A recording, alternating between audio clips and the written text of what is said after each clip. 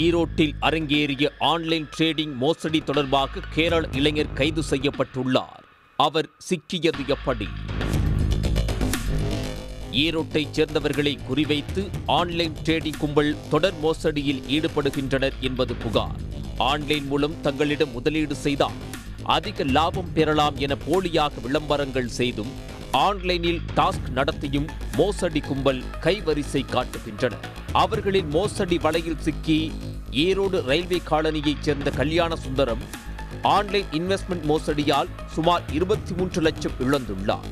அதேபோல் சம்பத் நகரைச் சேர்ந்த ராம்குமார் டாஸ்க் இன்வெஸ்ட்மெண்ட் மோசடியால் சுமார் 17 லட்சம் இழந்தார் என்பது புகார்.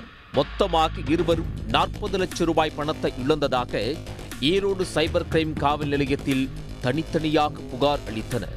அதன் பேரில் ஈரோடு சைபர் கிரைம் காவல் நிலையத்தில் 2 வழக்குகள் பதிவு செய்யப்பட்டது. இதன் விசாரணையில் முக்கிய குற்றவாளிகள் கேரள மாநிலம் மலப்புரத்தில் இருப்பதாக தெரிய வந்தது. இதனையடுத்து காவல் ஆய்வாளர் கவிதாலட்சுமி தலைமையில் தனிப்படைகள் அமைத்து போலீசார் கேரள மாநிலம் சென்று குற்றவாளிகளை கண்டறிந்தனர்.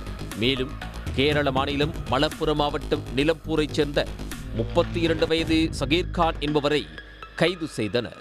அவரிடம் இருந்து சுமார் 9 லட்சம் ரூபாய் பணம் பறிமுதல் செய்யப்பட்டது. மேலும் இந்த வழக்கில் பல்வேறு மாநிலங்களைச் சேர்ந்த நபர்களுக்கு தொடர்பு இருப்பதும் தெரிய வந்துள்ளது. நெட்வொர்க் அமைத்து இந்த கும்பல் ஆன்லைன் மோசடியில் ஈடுபட்டு வந்துள்ளனர். தொடர்ந்து மற்ற குற்றவாளிகள் குறித்தும் போலீசார் விசாரணை நடத்தி வருகின்றனர்.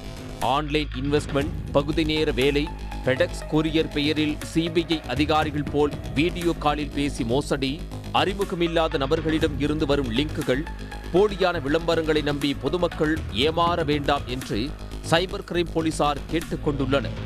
மேலும் சைபர் குற்றங்களை 1930 என்ற இலவச எண்ணில் உடனே புகார் செய்யும்படியும் அறிவுறுத்தி இருக்கின்றனர்.